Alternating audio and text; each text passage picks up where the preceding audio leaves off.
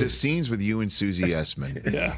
where she just is so angry with you, and you are so just trying to avoid the anger and just trying to dodge the bullets to get through. And I've lived that. I love Marla. Marla's not, and my girlfriend, but I get it from both of them. Not like Susie. Oh my God! Really, it's a classic. Truthfully, that's any great sitcom from the past. There is a character running away from his wife or his girlfriend and hiding. I mean, you name it. The Honeymooners, I don't care. All the way through. Sure. Yeah. That is one of the bare bones keys to a great sitcom to me. And who's the one that's cracked you up? Like where you're like, we're in the middle of a scene, you didn't see it coming because. Well, by the way, I must say that I'm the best, Susie's second best at not losing it. Okay. So then you're the perfect person to ask. Sometimes when Larry loses it and he keeps going, I have to laugh. So. Well, he's the easiest to have cracked out, right? He'll crack you. You hand him a fork, he'll just look at it and start laughing. It was funny the other day when we were going through our social situations. When he comes on, we ask him tell us what's appropriate and what's not. Right. All I said was, so you're going on a short. You're with friends going on a short trip. He started laughing hysterically over those words. One thing that I've always found fascinating doing Curb Your Enthusiasm is the first take or so of a scene that is hilarious. Yeah. And he sees it on his feet. He starts laughing hysterically because he's sitting at a desk writing this, and then it's there, and it's insane, and it's exactly what he was thinking, and he just bursts out laughing. I have to say, the only person on set that consistently made me laugh, and I don't want to start crying, was Bob Einstein. Like, everyone else on the show, I appreciate them, I respect them. Yeah. They do make me laugh, and I love working with them. Right. But Bob was the only one. Listen to me! What the? I mean, the yarmulke! And then after the yarmulke scene, like throwing down the yarmulke, don't take my yarmulke. He would walk over and go, wasn't that great? That was great, was it? Did you see?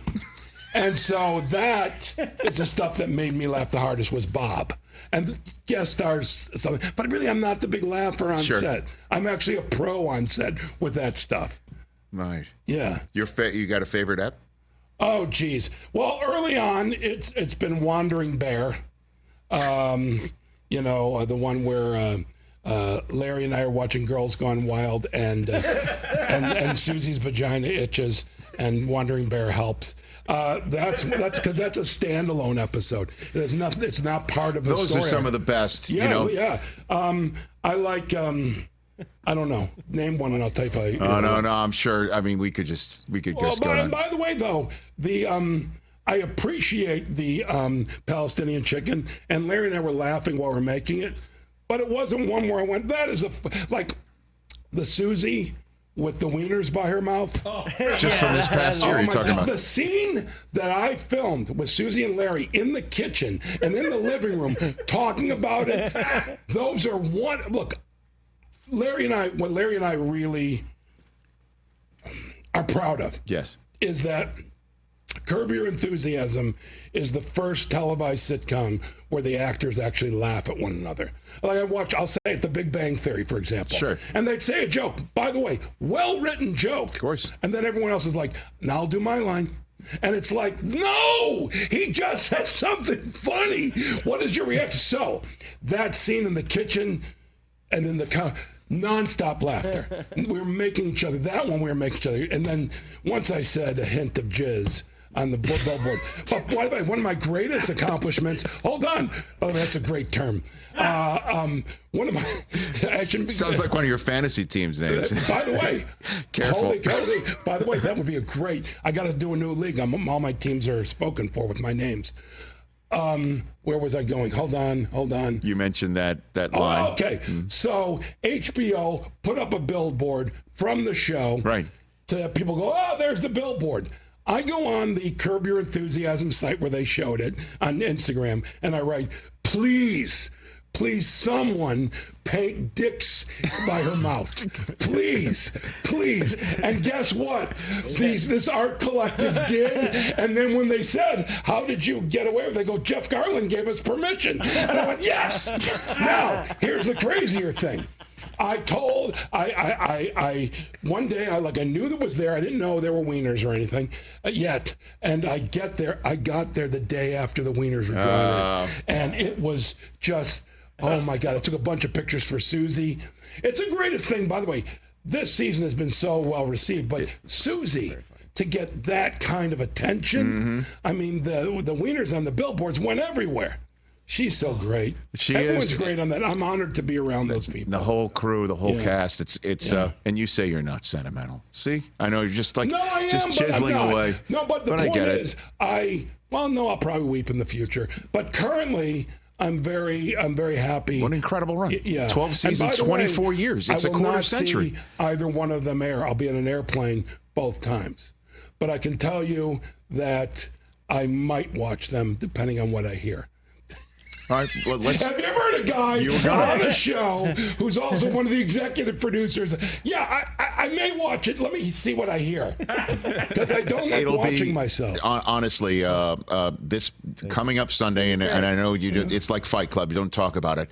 The cameo, and I think what you're talking about. It's more than a cameo. It's a regular acting job. It's an unexpected. But I mean, you're right.